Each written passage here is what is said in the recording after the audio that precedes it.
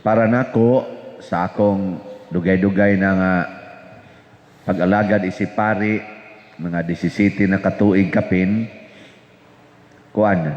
na-realize na ako nga kining kinabuhi dinhis kalibutan, ang iya yung pinaka-importanting gitawag nato bag fulfillment or kalampusan kung makabot ang kaluwasan.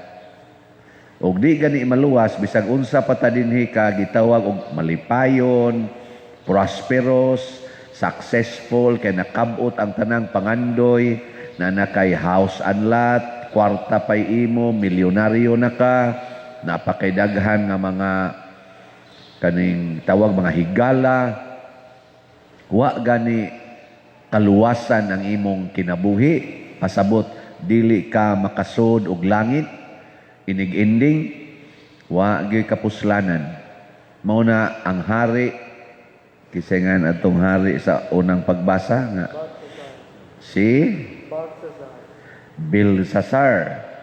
No, si Belsasar, anak ni siya ni Nabucodonosor, kadtong ni bungkag, nilumpag sa gingharian sa mga Hudiyo o miguba sa templo, niya gikuha niya ang tanang mga bulawan nga gamit sa templo. Mga balaan to nga mga gamit, sama na mga chalice, mga baso, uban pa. Iyang gikuha o man sa pagtahod sa Ginoo, niya wagi kaluwasan niyang kinabuhi. Hangtod nga napasa nga to siyang anak. Sa may nahitabo siyang anak, taliwa sa iyang kalipay, kuyog sa iyang mga 1,000 ka mga pangulo sa katawhan, iyang mga trusted officers. Naluya siya, nawadas umoy, nang luspad, nangurog ang tuhod. Kamo diha, musta man? Wap amo mang luspad? Wap amo mawadis umoy? Wasad? Wa pa mangurog inyong tuhod? Hapit na, nanamay di na kay kanaog sa hagdanan. Kurog ng tuhod, inigdulhog ba? Ay, daghan eh. Niya, mamugos ra bag yung simba. Niya, dili na maoy kurog sa tuhod, kanang matiguang ta. Sa may kurog sa tuhod, kana bang di nakahapit makapadayon. Daghang mga asawa karon wa kapadayon sa ilang pagkaasawa, nakigbuwag sa ilang bana. Wa na'y umoy ang ilang tuhod pagpadayon. Daghan sang mga bana karon nga wa na kapadayon sa pagkabana, nakigbuwag na sa ilang asawa. Mo nang naataroy gitawag og divorce. Daghan sang mga pari wa kapadayon sa ilang pagkapari, nangurog ang tuhod, nanggawas og nagminyo kay lig-on pa kuno silang tuhod. Nganom din ang maminyo, kinamitay din nagtuhod ay. Brad Titing, kinahanglan nagtuhod. Ang akong tuhod karon medyo nanay gamayng gout, sakit-sakit na. Din alang yun ko magminyo di ay, ginamitay din nagtuhod. Daghan sa ron nga mga madre, wa kapadayon sa ilang pagkamadre, naluya ang tuhod, o ang resulta ng gawas sa ilang congregation o ang uban ang aminyo, ang uban gani napaangkan, ang uban pa gani napangasawa o mga dili na gyud matuhuon sa Ginoo. Ana ako'y pipilang hibaw-an ni ana. Wa kapadayon ba? Nya daghan sang mga Katoliko namiya sa pagkakatoliko, namalhin ngadto sa laing sikta kay di sad kapadayon ang ilang tuhod tungod sa mga kasinatian nga para nila lisod. Muna si Kristo diri sa atong ebanghelyo, mi warning siya.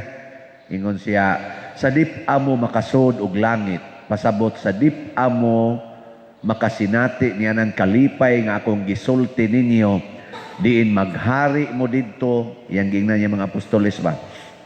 Sa di pa ni mahitabo, dakpon mo, taralon mo sukmanan, lutuson mo, unayon pa mo og luto sa inyong kaugalingong ginikanan, mga igsuon, mga paryente, or nakong pari tingali, unayon kas imong mga parishioners.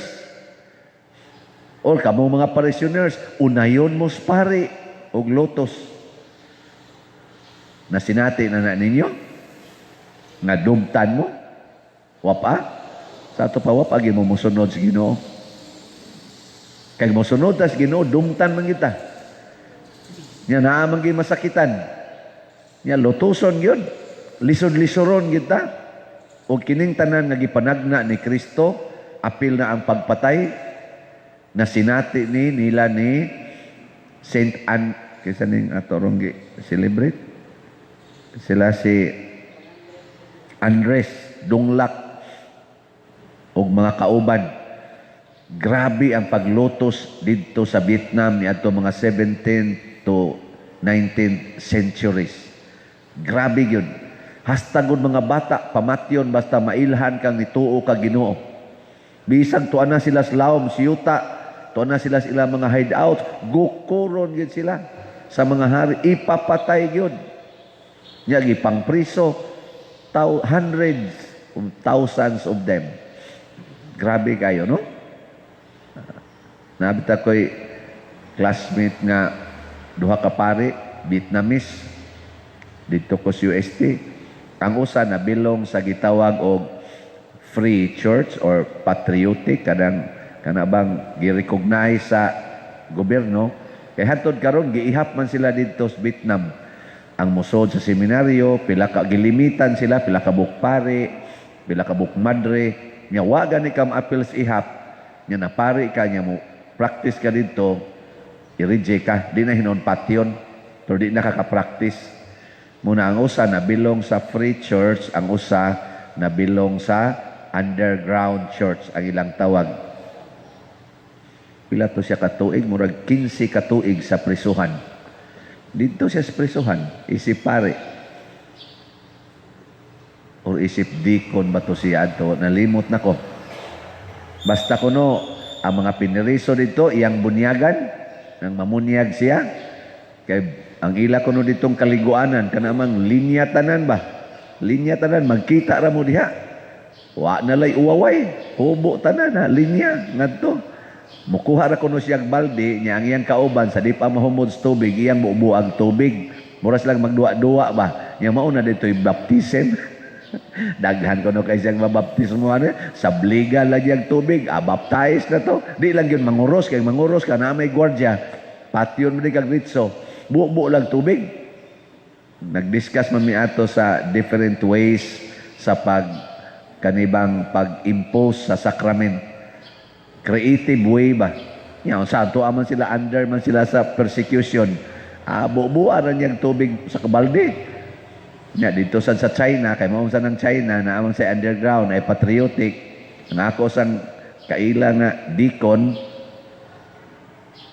5 katuig siyang deacon, wa maordinahi, kaya iyang obispo na priso. Oto, niuli siyang China, paghuman siyang masteral, o niya, ibisita niyang iyang obispo dito. Iyang obispo buutan man kayo, nasuod-suod sa kuno ang ubang mga guards. Ingong kuno dayon ang obispo. Kaman, ordinahan na tika, pero gilain lang pagsulti para kay close, kuan man yun, monitoring. Yun siya, okay ra. Siya, sige, mga unta. Imbitar pa nilang guard, paniod to. Niya, kuha din siya na kanakunong murag siopaw nila, baka naman na ilang murag rice. Siopaw, pagkuha niya, ingan siya, ayaw lang na, kari lang diya naman ko, ingan siya, ayaw, lahi ni, gipikas ang siopaw, gihatag na to niya, mao na to yung ordination niya. Niya, gihikap na iyang obag, ingan siya, astilan gid nimo, kabuutan gid nimo, giana ra iyang obag, wayo kasabot niya, mga guard. Nang hilak gon mi pagkantamisa niya, mautoy iyang ordination. Kami daghan pa kay mga ritual, hapa-hapa pa, picture-picture pa, sila dito, ana. Nya paghuman niya dito og ordain atong klasihas pagka-ordination, dito na siya nagkantamisa sa UST pag uli niya. Hagas taong iyang luha o ang among mga luha. Ingon ana kalisod ang giagian ni ining mga santos. Pero kinahanglan tang muagi ana. Nya unsa may makaluwas nato matud pang Kristo kung magpabilin mong malig-on. So kanang mga asawang sigihag kulatas bana unya nangaguba ng naong, ng lagom na, nangatangtang ng ngipon, nya di gyud mo biya hangtod mamatay kana santa gina. Kanang bana nga sigihag tintal sa silingan niya ang asawa sigig pangyaw-yaw, sigig yaw-yaw, niya luod na kaignaong ang asawa, pero ang bana bisag pertinag yung kapuyag atubang, iya ra yung atubangon, higugmaon, di gid siya mo pada atong silingan, kana patay ginang banaha. Pero santo gina. Nga kung papas una, hilumon man to, akong mama man mo, yawanon kay tanan, siging latos. Hantod edad ko, mga siguro, mga 10 anyos, 11 ba to? Mag-abiris ginag kaduha latoson so sa kadlaw. Sangas bayabas. Muna kaniya kong lawas, pertin daghanang sangas bayabas, din nga upos. Kay upat pa may kabuklaki. Upat kabuklaki, sinan gana. Ang prinsipyong mama, usay namo makasa. Kanang sala ba nga according to her standard. Natan, maingon siya, magsaba-saba mi, magdua-dua mi. Nga mokalit ingos mama, hunungan na. Nga kanin, bata, di magina mo hunong. Muanag kadiyot, ikaw man, gimok na sad. Ikaduhang badlong, ana, piti na ka. Nga usaga ni iyang mabadlungan, kami tanan latoson. Nga kisa na kay dili makasaan ng upat. Mao na, piti-piti, gimis latos. Nga maatlan si Papa usahay, nga naas balay, gamay ra man kay imong balay, murag kanira man tingali kani nga rin, muna among salog. Nga punani nga tugos, amo na nay among salog dito. Nga anha mi paludhon anang kilid, Papa, di asad galing kod spikas, inighuyad pa lang mama sa latos, igo na si Papa. Unya, katos Papa kay maghilom-hilom ra man ito, kay hilomon man kayo. Butan kay ba? Nga, hilom. Sige na mo nga abdiri ka na bitang wapa ka kahumaghilak diyan na say latos nga ni dapat nimo. Mura mag masumpay ba? Mura magmuluom ang bata. Ako kapilan ko ni luom nga kana bitang hapit na ko mahuman untag hilak, gilatos na sad na sumpayan. Kay magsige magyawyas mga kamo mga pistiha mo, kamo mga animal mo, kamo mga bagahe mo. Piti na nya hilak. Wapa gi kuman. Piti na sad. Masumpay antod ang mura nang mutikuka ba? Nya si Papa di na kay siya kapugong maminaw namo nga murag lisod na may ginhawa kay siging balik-balik og latos mo tingog tog hinay moingon ito siya nang undangin na naglatos ang mga bata kay mamatay unya nas imong latos perti natong hago para pagpakaon ana nya imo lang patyos latos. Si Mama perting isuga moingon is Mama, unsa man kadiyang animala ka? Ikay mo palit. So si Papa dai mo latoson dito. Piti las papas latos. Pastilan lagi. Si Papa di gyud mo sukol. Yara yung tukod-tukuras Mama, gamayon kay Mama, Papa dako-dako Mama, pumreg height na ko Papa. Ya baskulado gutog lawas kay trabahante gutog yuta. Si pertilig unag lawas. Ako ko ditong galuhod, bagsigi kong ampo, Ginoo intawon, pasukula, intaw sa Papa, pasukula, intaw. Nako, kay kanis Papa, musuko lang ni ron, ilambuyog nis Mama, lapos kinis bungbong na mo. Amo sang saksa nga bungbong, nga hirig na. Nako kanim, lapos magini ba? Pero sa Papa, di yun musukol. Di yun. Grabe yun niya kalabs Mama. Oo na, Papa, langit gitu ito amot kasi nakapapari na ko Mama baka o si Papa baka ako kibaw mao na ako lang yung gisgutan ba kay na mga tao sa atong kinabuhi nga nagpakita og pag-antos ako wa pa ko antusi sa ako mga ginikanan sa lain-laing paagi og sa mga taong nagtudlo nako about sa atong pagtuo labi na akong iyaan nini Dulce ako gining spesyalog sulti manghod ni Mama nga buhi pa man aron murag 85, 86 na ba edad na. Nang mao gi gatudlo nako about sa atong doktrina. Siya akong katikist dito sa bukid. Og mao gi akong gipasanginlan nganong nasuod ko sa simbahan og nag-alagad sa simbahan. Mubo ra kani siya grado, grade 4, kaabot ba ni grade 6 akong iyaan. Ang mama noon, klaro kayo, wa ka mag-grade 1, graduate dayon. Si Papa sad murang mga duha ra ka semana, grade 1, graduate sa dayon. Bright na lagi mga ginikanana lagi. Pero grabe ang ilang kon. Wa gyud ko kadungog nga naglali sila tungod sa among kalisod. Partig kwarta wa gyud ko kadungog ana. Ug tungod aning ilang pagka mapailobon og pagdawat sa kakabos, nakat-on ko munang karon wa sa gyud ko mahangol og kwarta. Sige lang kong pamaligyag slat. Pero para ni sa atong katilingban, di jud ko mahangol og kwarta. Wa jud ko maproblema og kwarta bisag katong na breadwinner ko sa among pamilya. 1988 regular na ko sa landbank, pagka 1989 na paralyze akong papa, ako na breadwinner. Pagka 1992 akong maguwang na paralyze, ako'y nag-atima nilang tanan. Wa jud ko maproblema.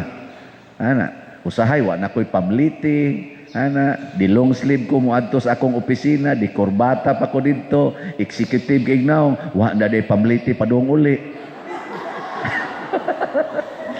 To apay among bugasan nga nagkagulkol na, wa na isod. Nyas mama, mo manugon pag ko ang tambal ni papa nimo ha. Wa na pamliti, wa na bugas, wa na palit tambal. Pero relax na gyud kay ko. Muna hantod karon, mao na akong gigamit. Relax ra gyud. Muna sa akong ka-relax, daghan kayong muhatag. Karon lang gani ang atong gikinahanglan nga siguro mga gikinahanglan tag mga 400 or mga 500,000 para sa akong birthday o sa atong ipanghatag nga bugas. Oy, na natin nadawat nga mga pila na katong donation ug ako yung totalon og sa kuan kanibang sa financial nga kuan ba sa kwarta. Abot na nigdol-dool na mga 600,000 ang donasyon. O, di wa na. Luwas na. Hatag ng bugas. Karon, kakaon sa tingay taro gamay. Ana. Di ra ko maproblema ana. Nya nga to sang slot karon, bisag hinay-hinay ra ni pero nahalina nabiyata as of yesterday og 1,529 ka slots. Oh, di ba? Daghan na tayo. Sige, manindog na ta.